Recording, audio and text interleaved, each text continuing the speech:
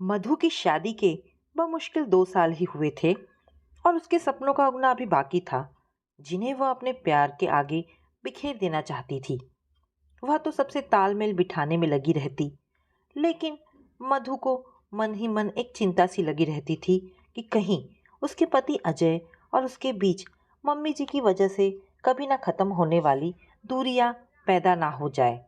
क्योंकि अजय को हर हाल में अपनी मम्मी की हर बात सही ही लगती थी। यूं तो उसे ससुराल में रहने में कोई परेशानी नहीं थी। मम्मी जी, पापा जी उसका पूरा ख्याल रखते थे। अजय को अपने माता पिता से काफी लगाव और प्रेम था। शादी के 1 साल तक तो सब कुछ ठीक ठाक रहा, पर जब से उसकी देवरानी संध्या आई है, तब से उसका जीना दुश्वार हो गया। मम्मी जी की तो जैसे लॉटरी ही लग गई। वे कभी संध्या का सहारा लेकर मधु को छोटी छोटी बातों पर नीचा दिखाती और कभी संध्या को मधु का सहारा लेकर नीचा दिखाती। मम्मी जी की इन हरकतों से मधु और उसकी देवरानी संध्या के बीच एक लक्ष्मण रेखा सी खिंच गई। वैसे भी तो यह उम्र कहाँ दांव पे जानता है। वह तो अजय के साथ बन रहे मधुर संबंधों में खोई रहती।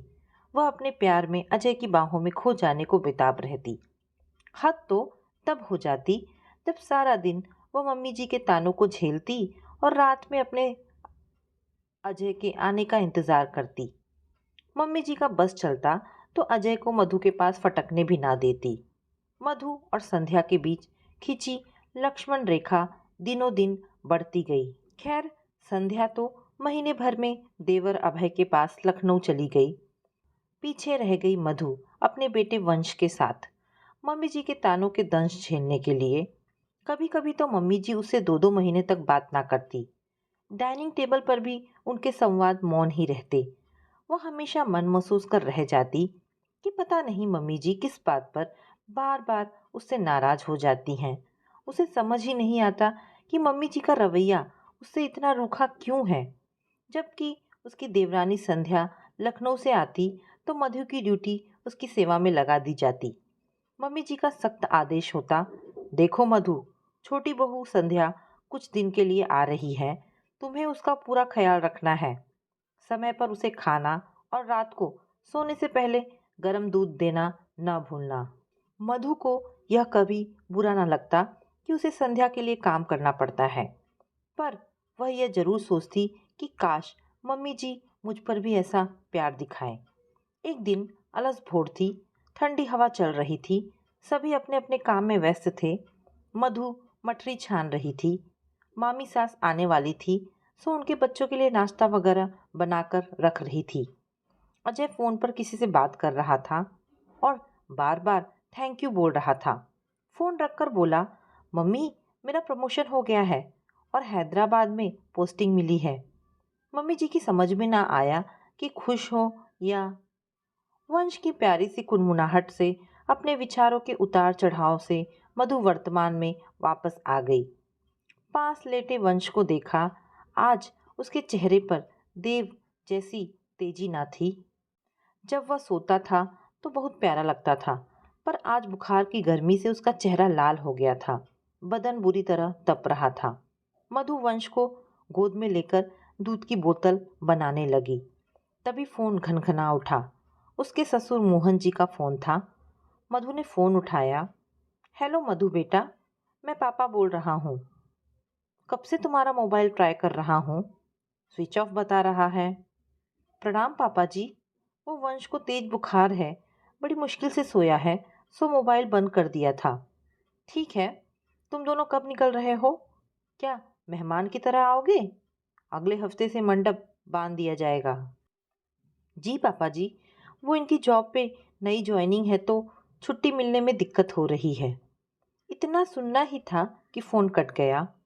मधु समझ गई कि पापा जी ने नाराज होकर फोन काट दिया। उसके सबसे छोटे देवर विवेक की शादी है। लगभग सभी घर वाले, बुआ सास, चाची सास, गांव वाली मामी जी, शीला मौसी जी आ गई होंगी और उसके ना पहुंचने का उलाहना दे रही होंगी। अपने सोच से बाहर आई तो देखा कि वंश गोद में ही सो गया और मधु उसे वापस लिटाकर काम में लग गई। कार्टन खोल खोल कर वंश का कुछ सामान ढूंढने लगी। सारे कार्टन खोल डाले पर सामान नहीं मिला तो वो खींचकर पैर पटक कर वहीं बैठ गई। अभी हाल ही में वे लोग हैदराबाद शिफ्ट हुए थे। अजय को छुट्टी नहीं मिल पा रही थी। जिस दिन यहाँ पहुँचे उसे दूसरे दिन ही ऑफिस ज्वाइन करना पड़ा। वंश की तबीयत भी ठीक नहीं थी तो वो मधु की गोद से उतरता ही नहीं। तभी दरवाजे की घंटी बजी। मधु ने दरवाज़ा खोला। उसके बिखरे बाल, चेहरे पर धूल, अस्त व्यस्त कपड़े देखकर अजय को हंसी आ गई। अरे, अंदर से मालकिन को बुलाना। क्या अजय, तुम मुझे बाई समझ रहे हो? एक तो सारा दिन काम करते करते परेशान हो गई। रुको, अभी बताती हूँ। सॉरी सॉरी मधु, मधु का हाथ पकड़ते हुए बोला। मजाक कर रहा हूँ यार। दोनों एक दूसरे को देखते हुए हंस पड़े। मधु के दिमाग में ख्यालों का दरिया हिलोरे मार रहा था। पापा जी को कैसे समझाए कि हम क्यों नहीं आ रहे हैं। जब तक साथ रहे तो अजय अपनी सारी सैलरी मम्मी जी के हाथ पर रखता था। ट्रांसफ़र के बाद नई नई गृहस्थी बसाने में जो छोटी मोटी बचत थी वह भी खर्च हो गई और अजय की सैलरी भी इतनी नहीं थी कि अतिरिक्त खर्च का बोझ उठा सके। ऊपर से छोटे देवर विवेक की शादी अचानक तय हो गई। गृहस्थी और शादी दोनों को एक साथ कैसे मैनेज करे, इसी में मधु परेशान रहती। बहरहाल मधु की असली परेशानी यह थी कि विवाह की तैयारी कैसे करे। चलो, अपने लिए तो जैसे तैसे मैनेज कर ले, पर घर आने वाली नई देवरानी के लिए क्या मुंह दिखाई का शगुन लेगी। वह उलझन में थी कि कैसे सब चीज़ों का इंतजाम करे, चादर काटे या पैर छोटे करे। मधु, तुम मन ही मन क्या बुदबुदा रही हो? अजय ने पूछा। अजय, तुम मेरी बात सुनते ही कहाँ हो? अब तुम ही बताओ। जब सब लोग शगुन देंगे तो मैं क्या दूंगी? कुछ तो इंतजाम करो। मधु के पास पड़ी कुर्सी पर बैठता हुआ अजय बोला। मधु, तुम चिंता मत करो।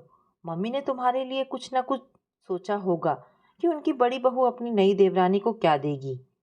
कल जब मम्मी से रात को बात हुई तो कह रही थी कि किसको क्या देना है हम सब खरीद कर ले आए हैं।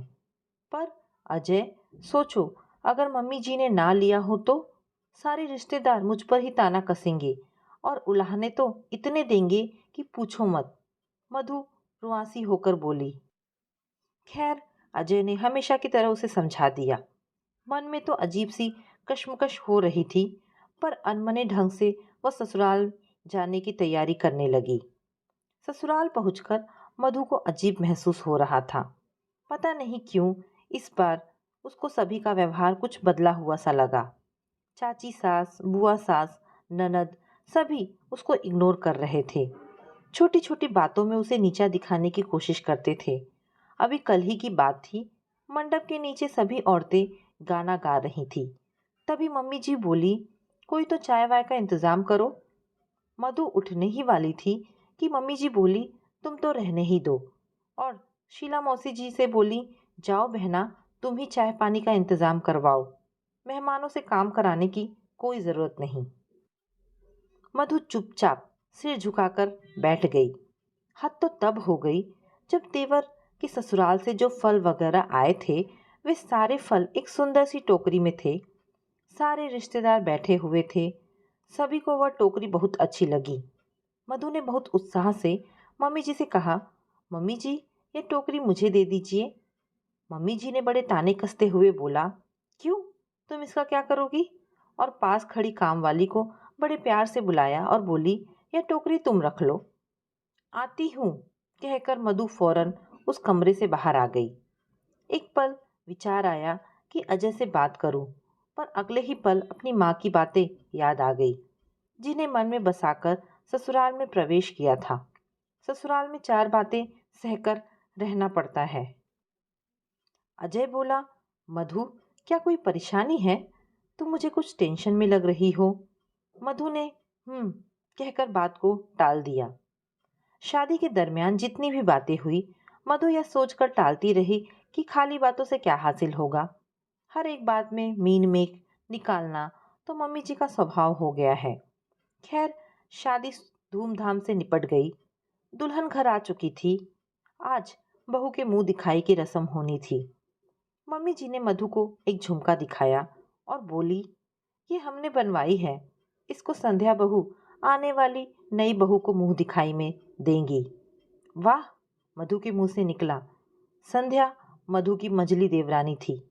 जब मम्मी जी ने संध्या के लिए शगुन बनवाया है तो कुछ ना कुछ मेरे लिए भी बनवाया होगा, ऐसा सोचकर मधु खुश और निश्चिंत हो गई।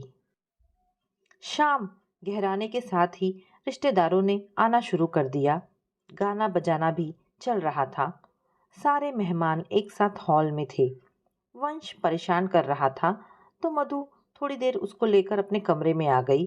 तभी मम्मी जी ने ननद रानी को भेजा कि जाओ बड़ी भाभी से कहो कि मुंह दिखाई की रस्म के लिए आ जाए। मधु ने ननद से कहा कि मम्मी जी